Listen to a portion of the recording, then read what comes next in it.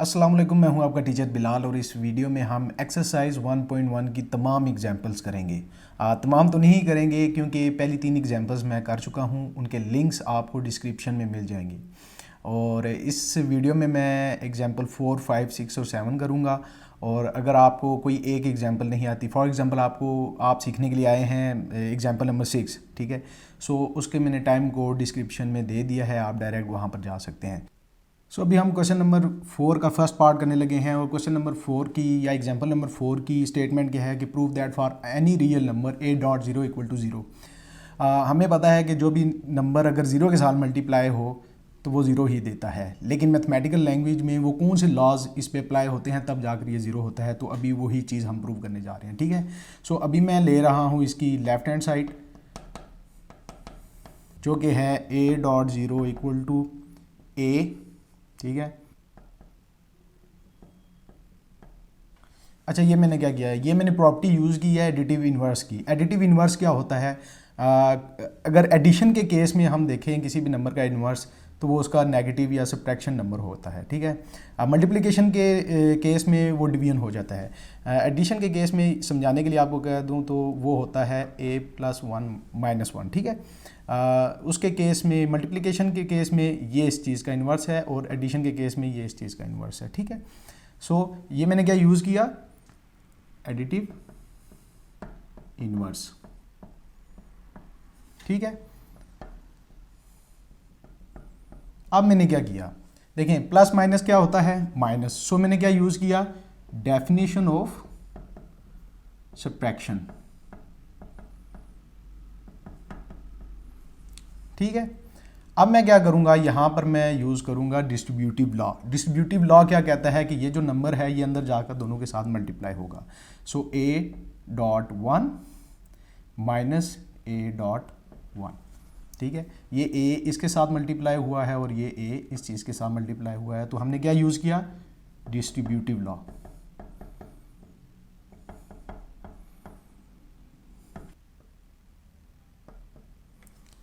अब मैंने क्या किया, अब मैंने एक प्रॉपर्टी और यूज़ की।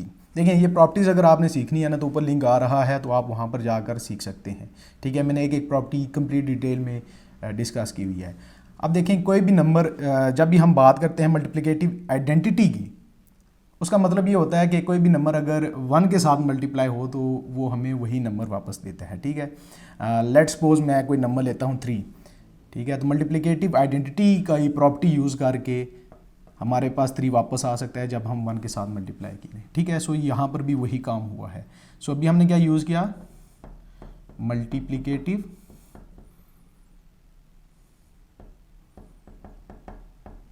आइडेंटिटी, ठीक है। अगेन अब एडिटिव इन्वर्स हम यूज़ करेंगे। हमें पता है क्योंकि हम जीरो प्रूव करने जा रहे हैं ना, तो हमें एक और बार एडिटिव इन्वर्स यूज़ करना पड़ेगा। एडिटिव इन्वर्स हमें पता है, जिस तरह मैंने पहले बात की, कि अगर एक नंबर है उसके साथ उसका इन्वर्स आ रहा हो तो वो हमें ज़ीरो देता है। This is the definition of zero, ठीक है, with respect to additive inverse को यूज़ करते हुए, ठीक है। a.0 इक्वल टू 0 आ गया। इट मीन्स दैट के left hand side equal to right hand side हमारे पास आ गई, ठीक है। a.0 हमारे पास 0 प्रूव हो गया है। एग्जाम्पल नंबर 4 का हमारे पास सेकंड पार्ट है, वो कह रहा है कि a b इक्वल टू 0। अब देखें, इसमें हमने एक एजम्पशन लेनी पड़ेगी। यहाँ पर या तो हमारे पास a इक्वल टू 0 है या हमारे पास b इक्वल टू 0 है, ठीक है। इस केस में मैं ये कह रहा हूँ कि लेट हमारे पास suppose a is not equal to 0। अगर कोई भी नंबर जो है वो 0 नहीं है, इट मीन्स कि उसका इन्वर्स भी मौजूद होगा। देयर एग्जिस्ट इट्स इन्वर्स, ठीक है। अब हम ये करेंगे कि इस 1/a को दोनों तरफ मल्टीप्लाई करेंगे, ठीक है। 1/a ab equal to 1/a.0। अच्छा, मैथमेटिकल लैंग्वेज में इस चीज़ का क्या मतलब होता है? कोई भी चीज़ हम दोनों तरफ अगर मल्टीप्लाई करें तो उस लॉ को क्या कहते हैं, उस प्रॉपर्टी को क्या कहते हैं? उस प्रॉपर्टी को कहते हैं मल्टीप्लिकेटिव प्रॉपर्टी ऑफ इक्वालिटी, ठीक है। मल्टीप्लिकेटिव प्रॉपर्टी ऑफ इक्वालिटी, ठीक है। अब देखें यहाँ पर हम एक और लॉ यूज़ करेंगे, एक और प्रॉपर्टी यूज़ करेंगे जिसे हम कहते हैं एसोसिएटिव प्रॉपर्टी। ठीक है, उसमें क्या होता है कि अगर तीन नंबर आपस में मल्टीप्लाई हो रहे हों तो उनको हम किसी भी सूरत में या किसी भी शक्ल में लिख सकते हैं। ठीक है, सो मैं इनको इस शक्ल में लिख लेता हूँ। ठीक है, मतलब इस चीज़ को बेशक किस चीज़ में लिखें तो हमें कोई फ़र्क नहीं पड़ता। सो 1/8.0 मैंने क्या यूज़ किया, एसोसिएटिव प्रॉपर्टी ऑफ मल्टीप्लिकेशन। ठीक है, सो अब देखें ये अगेन हमारे पास डेफिनेशन बन गई, एक और प्रॉपर्टी हमारे पास यहाँ पर बन गई है। वो कौन सी है, मल्टीप्लिकेटिव इनवर्स। ठीक है, और मल्टीप्लिकेटिव इनवर्स हमें हमेशा 1 नंबर देता है। देखें हमारे पास जब भी हम मल्टीप्लिकेशन करते हैं ना, वो अगर ऐसा कोई नंबर आ जाए तो हम उसको 1 ही लिखते हैं, 1 ही लिखते हैं। ठीक है, सो वो किस तरह लिखते हैं, कौन सी प्रॉपर्टी है या कौन सा लॉ यूज़ होता है, वहाँ पर वो यूज़ होता है मल्टीप्लिकेटिव इनवर्स। सो आज के बाद अगर आपसे पूछे कि भाई दो नंबर अगर आपस में काट रहे हैं तो 1 आंसर क्यों देते हैं, सो हम कह सकते हैं कि वहाँ पर मल्टीप्लिकेटिव इनवर्स यूज़ हो रहा है। ठीक है, सो इसकी जगह हमने 1 लिखा, 1.b = 0। ठीक है, तो यहाँ पर हमने क्या यूज़ किया, मल्टीप्लिकेटिव इनवर्स। ठीक है, अब देखें यहाँ पर एक और प्रॉपर्टी यूज़ हो रही है। कौन सी प्रॉपर्टी यूज़ हो रही है, मल्टीप्लिकेटिव आइडेंटिटी। मतलब कोई भी नंबर अगर किसी नंबर 1 के साथ मल्टीप्लाई हो रहे हो तो वो आइडेंटिटी देती है, मतलब वही नंबर वापस हमें दे देता है। सो b = 0। सो यहाँ पर हमने एज्यूम किया था कि अगर a = 0 नहीं है देन b = 0 है, जो कि हमारे पास यहाँ पर प्रूव हो चुका है। अभी हम दूसरा केस करते हैं। अब हम ये ज्यूम करते हैं कि b ≠ 0 और a हमारे पास 0, फिर हम देखते हैं कि हमारे पास क्या आंसर आता है। सो अब हम सपोज करते हैं कि लेट b ≠ 0। अगर b नॉट 0 है then there will be exist 1/b, उसका इन्वर्स एग्जिस्ट करेगा।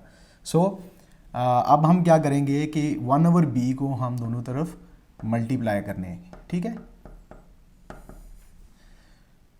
सो ये कौन सी प्रॉपर्टी है, मल्टीप्लिकेटिव इक्वालिटी। ठीक है, मतलब ये कि अगर आप एक तरफ कोई नंबर मल्टीप्लाई कर रहे हैं तो आप उसको दूसरी तरफ भी मल्टीप्लाई ज़रूर करेंगे। ठीक है, सो अब क्या करेंगे, ये देखें यहाँ पर अगेन एसोसिएटिव लॉ यूज़ करेंगे, एसोसिएटिव प्रॉपर्टी। सो हम यूँ करते हैं a.b.1/b = 1/b.0। ठीक है, सो मैंने यहाँ पर क्या यूज़ किया, एसोसिएटिव प्रॉपर्टी ऑफ मल्टीप्लिकेशन। ठीक है, so this will give us 1। इस क्यों 1 देता है हमें पता है। सो a.1 = 0। अब यहाँ पर क्या यूज़ हुआ है, मल्टीप्लिकेटिव आइडेंटिटी। ठीक है, so a = 0 then this will eventually give us ab = 0।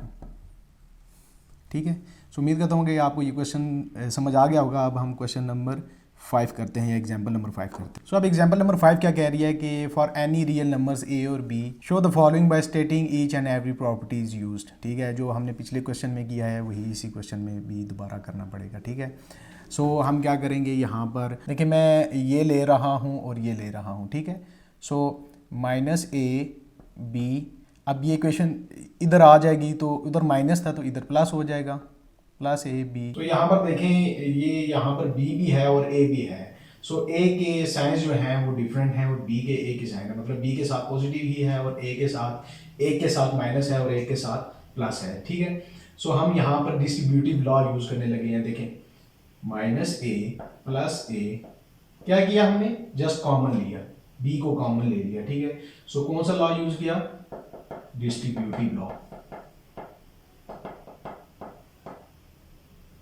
ठीक है, अब देखें अगले स्टेप में ये है कि ये देखें अगेन एडिटिव इनवर्स आ गया है। एडिटिव इनवर्स हमें क्या देता है, 0। सो 0 × b एडिटिव इनवर्स। ठीक है, मतलब 1 + -1 = 0 एडिटिव इनवर्स की डेफिनेशन। ठीक है, सो 0 × b 0।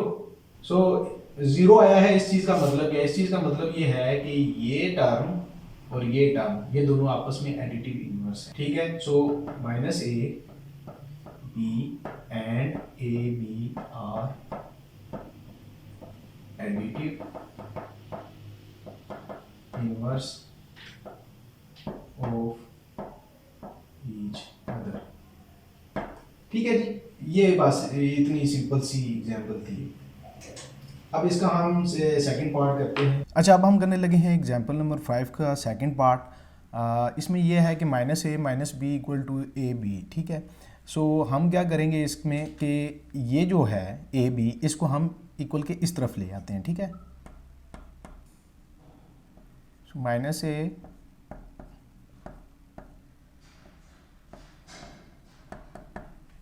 देखें यहाँ पर ये चीज़ समझने वाली है कि देखें ये माइनस ये तभी ज़ीरो होगा जब ये दोनों नंबर एक दूसरे के एडिटिव इन्वर्स होंगे।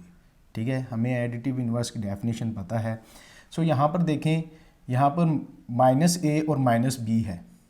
सो मैं इसको थोड़ा सा अरेंज करके लिखता हूँ, माइनस ए minus B plus additive inverse की डेफिनेशन लिख रहा हूँ मैं, A into minus B equal to zero.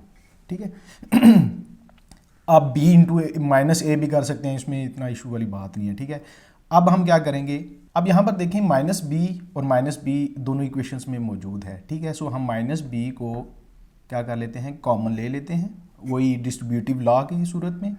सो हमारे पास माइनस ए प्लस ए बच गया। सो ये किस चीज़ की डेफिनेशन है, ये एडिटिव इन्वर्स की डेफिनेशन है। So this will give us 1 equal to 0। ठीक है, so minus B equal to 0 और बी इक्वल टू 0 आप इस तरह प्रूव कर सकते हैं। जो बुक में तरीका हुआ है वो भी सिमिलर ही है। उसने किया क्या है, जस्ट के उसने माइनस जो है वो ए के साथ लिया। ठीक है, सो माइनस ए माइनस बी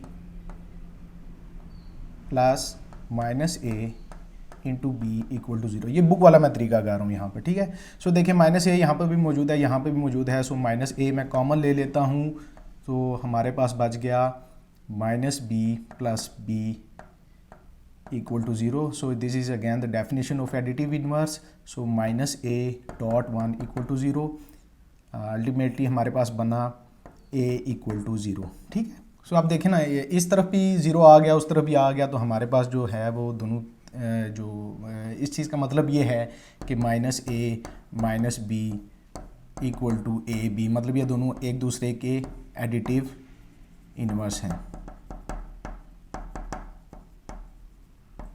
ठीक है, सो ये है हमारे पास एग्जांपल नंबर 6 का फर्स्ट पार्ट। एग्जांपल नंबर 6 में कहा जा रहा है कि prove that a over b equal to c over d. ठीक है, अब हमें ए के बारे में नहीं पता, बी के बारे में नहीं पता, सी के बारे में और डी के बारे में हमें कुछ नहीं पता कि ये हैं क्या चीज़ें। ठीक है, सो अगर हम लेफ़्ट हैंड साइड को या राइट हैंड साइड को आगे लेकर चलते हैं तो हमारे लिए थोड़े से इश्यूज़ होंगे। सो इसीलिए इसी क्वेश्चन में हिंट दिया गया है कि if and only if A D equal to C B. So सबसे पहले हमें क्या करना पड़ेगा, हमें ये करना पड़ेगा कि इस इक्वेशन को इस इक्वेशन की सूरत में लिखना पड़ेगा, मतलब इस चीज़ को हमने इस चीज़ में डालना है सबसे पहले। ठीक है, सो होता क्या है, होता ये है कि जब भी कोई चीज़ डिनोमिनेटर में है और उसे हमने ख़त्म करना है, तो जितने भी डिनोमिनेटर्स की टर्म्स हैं उनको मल्टीप्लाई करके इक्वेशन की दोनों साइड्स में हमने मल्टीप्लाई कर देना होता है। ठीक है, सो ए ओवर बी इंटू, अब बी और डी है नीचे, बी और डी हमने इस तरफ मल्टीप्लाई कर दिया, equal to c by d into b d. ठीक है, अब मल्टीप्लाई की डेफिनेशन मैंने यहाँ पर क्रॉस तो लगा दिया, ये एक्चुअली डॉट होता है, या क्रॉस भी लगा सकते हैं, इसमें इशू नहीं है। ठीक है, सो हमने क्या करना है, इसको थोड़ा सा मज़ीद अरेंज करना है, A into 1 over B dot B dot D. ठीक है, सिमिलरली इस तरफ भी यही करना है कि सी dot 1 by d b dot D. ठीक है, अब यहाँ पर देखें बी भी मौजूद है और 1 ओवर बी भी मौजूद है, इधर डी भी मौजूद है और 1 ओवर डी भी मौजूद है। सो हमारे पास मल्टीप्लिकेटिव इन्वर्स की डेफिनेशन बन रही है किसी ना किसी सूरत में। सो हम क्या करेंगे, इनको अरेंज करेंगे अगेन, ए डॉट डी अब बी डॉट 1 ओवर बी। ठीक है, इसी तरह इस तरफ भी करेंगे कि सी dot B D dot 1 by D. So ये हमने क्या किया, associated law with respect to multiplication use किया है यहाँ पर जस्ट। ठीक है, इधर से उधर चीज़ें करने के लिए। सो इसकी डेफिनेशन 1 होती है, इसकी भी डेफिनेशन 1 होती है, क्योंकि ये मल्टीप्लिकेटिव इन्वर्स हैं एक दूसरे के। ठीक है, सो हमारे पास क्या प्रूव हो गया, a D equal to C b. ठीक है, ये हमारे पास ये जो एक हिंट दिया गया था, वहाँ तक हम पहुँच गए हैं। ठीक है, अब हमने क्या करना है, अब हमने ये करना है कि इस चीज़ से अब हमने यहाँ तक आना है। सो हमारे पास ये चीज़ प्रूव हो जाएगी। सो उसके लिए हमें क्या करना पड़ेगा, उसके लिए हमने देखना है कि यहाँ पर देखें बी और डी मौजूद हैं डिनोमिनेटर में। सो हमने इस इक्वेशन की दोनों साइड से 1/b डॉट 1/d से मल्टीप्लाई कर देना है। So A D dot 1/b dot 1/d equal to C B dot 1/b dot 1/d। So हमने जस्ट क्या किया है कि मल्टीप्लाई किया है 1/b डॉट 1/d से दोनों साइड्स पे। ठीक है, सो यहाँ पर आप अगेन डेफिनेशन बन रही है, देखें d भी मौजूद है, 1/d भी मौजूद है, सिमिलरली यहाँ पर b भी मौजूद है और 1/b भी मौजूद है। तो मल्टीप्लिकेटिव इन्वर्स की डेफिनेशन बन रही है। सो यहाँ पर क्या करते हैं, a डॉट 1/b, मैं इसको ब्रैकेट में लिख लेता हूँ, d dot 1/d equal to क्या बनता है यहाँ पर c डॉट 1/d और यहाँ पर बनता है b डॉट 1/b। ठीक है, सो इसकी डेफिनेशन क्या है, 1, इसकी भी 1 ही है, multiplicative inverse of each other हैं। ठीक है, सो हमारे पास क्या बचा, a dot 1/b equal to c dot 1/d। So इस चीज़ को हम यूँ लिख सकते हैं। ठीक है, सो हमारे पास ये देखें, ये चीज़ दोबारा वापस आ गई है। सो ये बहुत ही ज़्यादा सिंपल एग्जांपल थी और ये अक्सर औकात बोर्ड्स में आ जाती है। सो इस चीज़ को अगर नहीं समझ आई तो आपने दोबारा इसको पीछे जाकर इसको समझ लें। सो एग्जांपल नंबर 6 का सेकंड पार्ट हमें कह रहा है कि 1/a dot 1/b equal to 1/ab। ये कैसे होता है। सो हमने क्या करना है, सबसे पहले कि इस a b को उठाकर इस तरफ ले आना है। ठीक है, सो क्या किया हमने, ab dot 1/a dot 1/b, ये काम किया। अब यहाँ पर क्या बचा था, इक्वल टू 1। सो हमने क्या करना है कि 1 इक्वल टू 1 जब अगर आ गया हमारे पास, इट मीन्स दैट कि ये एग्जांपल हमारे पास सॉल्व होगी और ये चीज़ इसके इक्वल ही होती है। सो यहाँ पर अगेन देखें, a भी मौजूद है, 1/a भी मौजूद है, b मौजूद है और 1/b भी मौजूद है। सो हमारे पास मल्टीप्लिकेटिव इन्वर्स की दो डेफिनेशंस बन रही हैं। सो मैं इनको अरेंज करता हूँ, a dot 1/a dot b dot 1/b equal to 1। ठीक है, सो ये डेफिनेशन है मल्टीप्लिकेटिव इन्वर्स की, ये भी डेफिनेशन है मल्टीप्लिकेटिव इन्वर्स की। So 1 dot 1 equal to 1, it means that 1 equal to 1। और हमारे पास जो है इस चीज़ का मतलब यह है कि अगर दोनों साइड इक्वल आ जाए ना, तो इसका मतलब यही होता है कि जो ऊपर हम जो चीज़ लेकर चले हैं वो इक्वेशन ठीक ही है। सो हम ये कह सकते हैं कि 1/a dot 1/b equal to 1/ab। ठीक है, ये जस्ट इतना सिंपल सी एग्जांपल थी। सो अब हमारे पास एग्जांपल 6 का थर्ड पार्ट है, वो ये कह रहा है कि a/b dot c/d equal to ac/bd। सो इसको हम क्या करेंगे, इसको हम इस तरह करेंगे, हम सबसे पहले लेफ़्ट हैंड साइड ले लेते हैं, लेफ़्ट हैंड साइड। ठीक है, इसको इस तरह करते हैं कि इनको ना अरेंज कर लेते हैं, अरेंज नहीं करते, थोड़ा सा स्प्लिट कर लेते हैं, a dot 1/b dot c dot 1/d। ठीक है, इक्वल टू, अब देखें a डॉट c, जो न्यूमिनेटर की टर्म्स हैं उनको अलग कर लेते हैं, डिनोमिनेटर की टर्म्स को अलग कर लेते हैं। सो 1/b डॉट 1/d कर लेते हैं। ठीक है, सो अगर दो मल्टीप्लाई चीज़ें हो रही हों तो उनको हम इस तरह भी लिख सकते हैं, डॉट लगाएं ना लगाएं कोई फ़र्क नहीं पड़ता। Similarly 1/b dot d, again इसको हम ac 1/bd लिख सकते हैं। सो अगर यहाँ पर भी मल्टीप्लाई है तो इस चीज़ को जस्ट हम इस तरह लिख सकते हैं, कोई इशू की बात नहीं है, and that is equal to right hand side. So हमारे पास ये भी जो है प्रूव हो गई है। सो अब हमारे पास जो एग्जांपल है वो एग्जांपल 6 का फोर्थ पार्ट है, जिसमें कहा जा रहा है, देखें के जो है वो ऊपर और नीचे दोनों तरफ मल्टीप्लाई हो रहा है। इस एग्जांपल में हमने करना क्या, हमने क्या करना है कि लेफ़्ट हैंड साइड अगेन ले लेनी है, लेफ़्ट हैंड साइड लिया हमने a/b। ठीक है, अब देखें 1 अगर किसी चीज़ के साथ मल्टीप्लाई हो तो उस पर कोई फ़र्क नहीं डालता। सो हमने 1 मल्टीप्लाई कर दिया। सो अगेन अब हमने क्या किया, अब हमने जस्ट ये किया कि k को ऊपर और नीचे दोनों तरफ मल्टीप्लाई कर दिया। ठीक है, सो यहाँ पर हमने क्या, मल्टीप्लाई एंड डिवाइड k, हमने जस्ट ये किया। सो this is multiplication and this is division. ठीक है, सो अब again a k by b k ये बन जाती है, डॉट की ये डेफिनेशन है, हमने पीछे लेक्चर में देखा था ये किस तरह होता है। ठीक है, अब हमारे पास एग्जाम्पल शीट्स का 5th पार्ट है और ये बड़ा इंटरेस्टिंग है। यहाँ पर बच्चे बहुत ज़्यादा मिस्टेक कर देते हैं। इसमें हमने अगेन लेफ़्ट हैंड साइड लेकर राइट हैंड साइड के इक्वल प्रूव करना है। सो लेफ़्ट हैंड साइड हमारे पास क्या है, a/b डिवाइडेड बाय c/d। ठीक है, अब देखें जब भी इस किस्म की कोई चीज़ आ जाए और आपको ना आ रहा हो तो देखें फर्स्ट टर्म और सेकंड टर्म के जो भी डिनोमिनेटर की टर्म्स हैं या बटे वाली टर्म हैं उनको मल्टीप्लाई करके आपने दोनों तरफ ऊपर और नीचे मल्टीप्लाई कर देना है। सो a/b, यहाँ पर मैं b/d कर रहा हूँ क्योंकि देखें ये b है और इसके नीचे d है।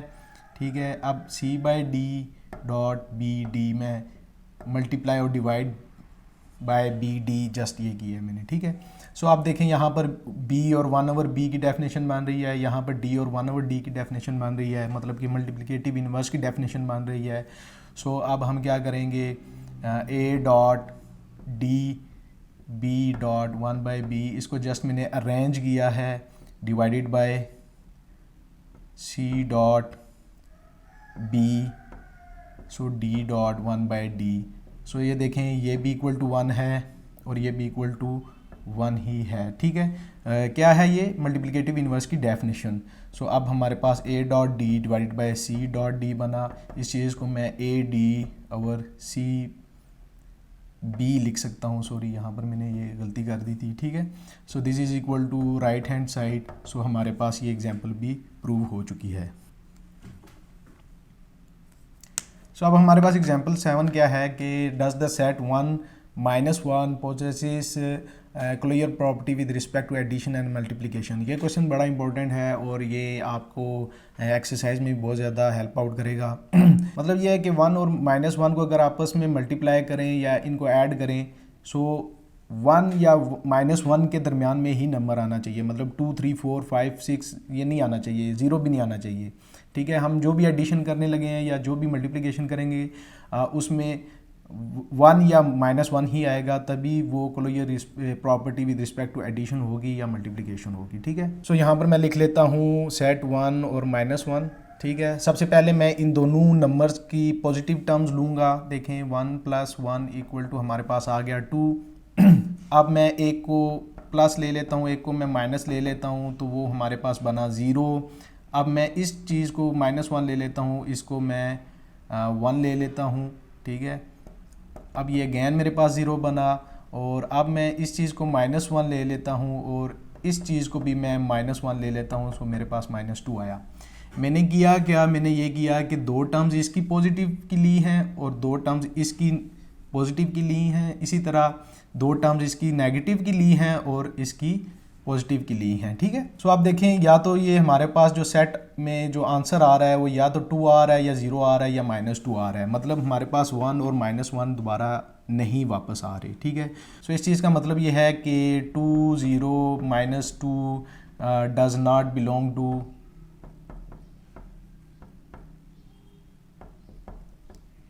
1 -1 सेट। ठीक है, सो does not possesses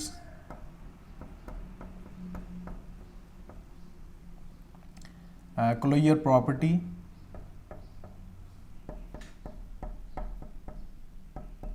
with respect to addition। हमने किया कि देखें हमारे पास या तो 1 था या -1 था। ठीक है, इसकी 2 टाइम्स पॉजिटिव वैल्यू ले ली और इसकी 2 टाइम्स नेगेटिव वैल्यू ले ली, इसी तरह इसकी पॉजिटिव 2 टाइम्स ले ली, 2 टाइम्स नेगेटिव वैल्यू ले ली, तो हमारे पास 2 आया या 0 आया या -2 आया। सो 2, 0, 2 या -2 जो है ये इस सेट में जो है वो लाई नहीं कर रहा। So this set does not possesses closure property with respect to addition. So first तो हमारा हो गया, अब सेकंड करना है विद रिस्पेक्ट टू मल्टीप्लिकेशन करना है कि क्या ये सेट जो है ये आपस में मल्टीप्लाई होकर यही नंबर वापस देता है कि नहीं। सो हमारे पास 2 नंबर्स थे 1 और -1। ठीक है, इसको अगैन हमने 2 टाइम्स इसको प्लस में लेना है, ये मैंने प्लस में 2 टाइम्स ले लिया। ठीक है। इसी तरह 2 टाइम्स मैंने नेगेटिव में लेना है, ये मैंने ले लिया। अब क्योंकि मल्टीप्लिकेशन हमने करना है, सो यहाँ पर मैं मल्टीप्लिकेशन का साइन डाल देता हूँ।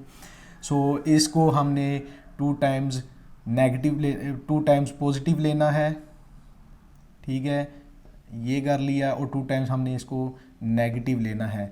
सो 1 डॉट 1 क्या होता है, 1 होता है। 1 डॉट -1 होता है। -1 डॉट 1 हमारे पास -1 होता है। और -1 डॉट -1 हमारे पास 1 होता है। सो देखें इन दो नंबर्स को हमने मल्टीप्लाई किया आपस में, तो हमारे पास या तो 1 आ रहा है या हमारे पास -1 आ रहा है। सो इस चीज़ का मतलब ये है कि this set possesses closure property with respect to addition, ठीक है। सो मैं आंसर लिख लेता हूँ। So this set possesses closure property with respect to multiplication.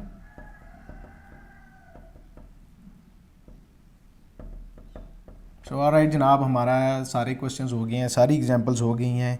अगर आपको इनमें से कोई भी चीज़ समझ नहीं आई तो आप कमेंट सेक्शन में बता दीजिएगा, और फीडबैक आपने ज़रूर देना है, ठीक है, ताकि हमें पता चले कि हमें कोई देख रहा है। आपने इस चैनल को सब्सक्राइब ज़रूर करना है, इस वीडियो को लाइक ज़रूर करना है, कमेंट भी आपने ज़रूर करना है।